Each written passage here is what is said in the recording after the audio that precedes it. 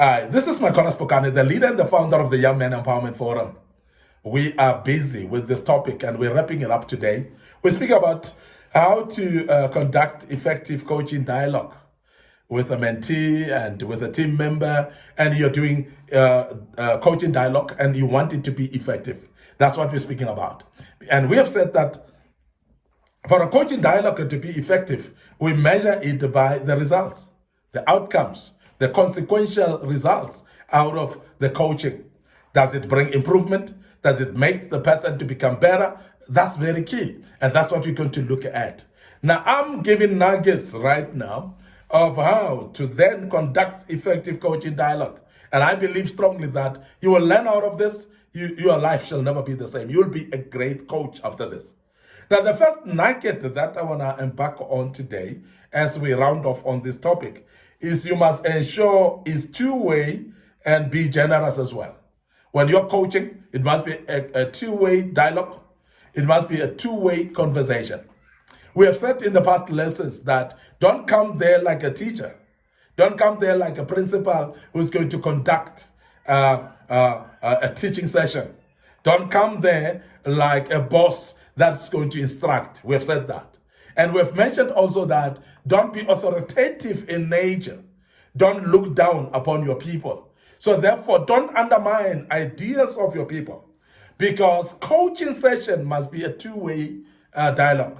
It must be a communication between two people. When you sit and you do coaching, it must be a lot of listening and understanding. There must be a lot of listening and learning. There must be also listening and responding as well, because that's very key, that you are able to allow the other individual that you're coaching to speak as well. And that's the platform that we want to speak about. And that is the nugget that we're emphasizing right now. Now, there must be two-way conversations. Now, we know that many times when you're coaching an individual, you are coming with a bias and framed mind and so on. And I've said in the previous lessons as well that let's avoid our biases. Let's allow the person that you're coaching to speak while you're patient enough to listen. Don't interrupt them as they speak. Don't interject them as they speak. Allow them. No matter how long they do talk, don't be impatient. Listen to them, because that's the only way you're going to develop better outcomes. That's the only way you're going to find effectivity or effectiveness of your dialogue. Your effectiveness of your coaching dialogue is going to result from the initial allowing of the individual to talk. The initial allowing of the individual to become comfortable in an environment and space where they can speak openly, where they can also speak even confidential matters without being afraid of being reprimanded or being intimidated and so on. Because this is very important, that they must have that safe environment. They must have that place whereby they can converse as well. It's not a one-way conversation. It's a conversation where the person that you're coaching should be able to talk. And hence we have said that it must be that even solutions of their own issues, when you're coaching people, they must be able to solve their own issues. You must not be waiting for answers in any question that you say, because most of the other questions should be reflective, as we have said in the past, whereby one would actually communicate and say, but coach, this is how I would do it. Coach, this is how I'm going to do it next time. And as they are saying that, remember that that's a commitment on its own. And it comes out of passion, because it comes out of passion, out of their own decision. The commitment is there already. And therefore, it gives you a comfort to say they will be able to fulfill the task and to do things the right way, because they're the ones who came up with it anyway. Now, in a case where you don't allow two-way conversations, it actually becomes dictatorial in nature. It becomes one-way traffic. It becomes top-down approach in your talk. And therefore, you become a master of the conversation and you are giving instructions instead of listening and responding. And coaching, therefore, is very key, that we listen and respond and be able to coach the people in a way that they are able to talk. So when we walk out of a coaching session, it must be the person that you're coaching that has spoken much more than you do. And that is the reason that we have emphasized the fact that you're not there to become a teacher. You're there to come and listen and respond appropriately, but allow the individual to speak. And as you allow them to speak, you speak also, but you allow them to be open to speak. Because the more they speak, and you allow them that platform to speak, and you respond as well, the more it promotes that dialogue. It promotes that two-way communication, whereby you're talking as two-way communication. Remember that when it's a two-way communication, what it creates is actually creating an environment of being peers.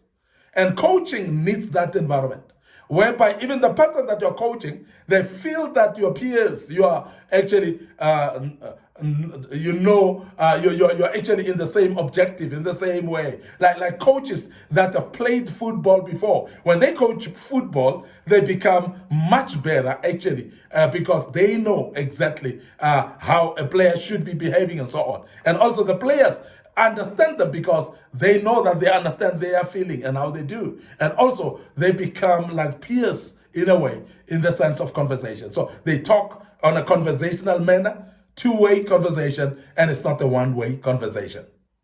Lastly, another nugget that we will give as a last one today is let them think. Let them think. Let them say. Do not dominate the discussion. Let them think. Let them say. Do not dominate the discussion.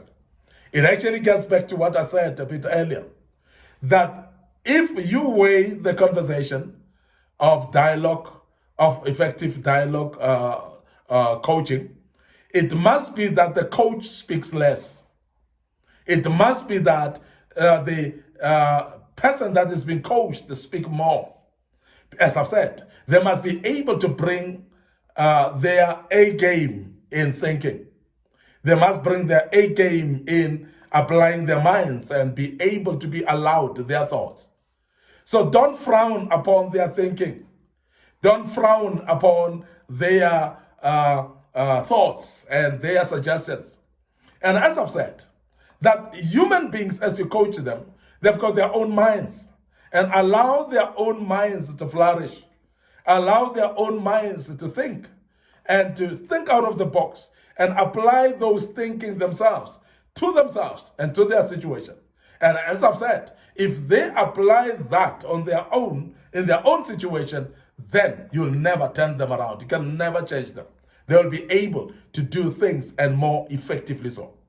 Now, the discussion must be led by the person that's being coached, because this coaching is actually owned by them. It is their platform. It is their situation. Now, as a coach, you spend more time listening. And as I said earlier, you listen to understand and to learn. And as a coach, you actually give some advices here and there. But the individual should be able to think. And as they think, they must be also to say things and clearly say things openly from their own heart. So therefore, it is going to need a coach not to be judgmental about the ideas of somebody who think, the person that you're coaching. Don't criticize them. Don't run them down. Don't make them feel inferior. Don't make them feel like they're useless in what they're saying. Don't make them doubt their thinking and think that they cannot think properly. And I'm saying this because it's very important. Now, as an individual, coaching, please remember that don't be judgmental in anything that they say. There's no stupid questions, by the way, and don't actually make them feel they're stupid in what they're asking. Because there's no stupid question in life, and there's no stupid answer in life. And remember that when somebody asks, it's because they genuinely want to know. If it's something that you think that is stupid, as a coach, don't expose that. Use your wisdom and allow them to say anything, so that whatever they're asking, even though it sounds stupid, you are going to answer it without judgment. Allow them to dominate the conversation. Allow them to own the conversation. Allow them to own the solutions as well. Because as they do, they will actually be able to implement, because they are the ones who are the initiators of the same solutions that they've put on the table, and they will be able to apply them. I want to end up here today. Host Micornus Phokane. I hope this topic has been thought-provoking, and I hope that you've learned quite a bit out of that.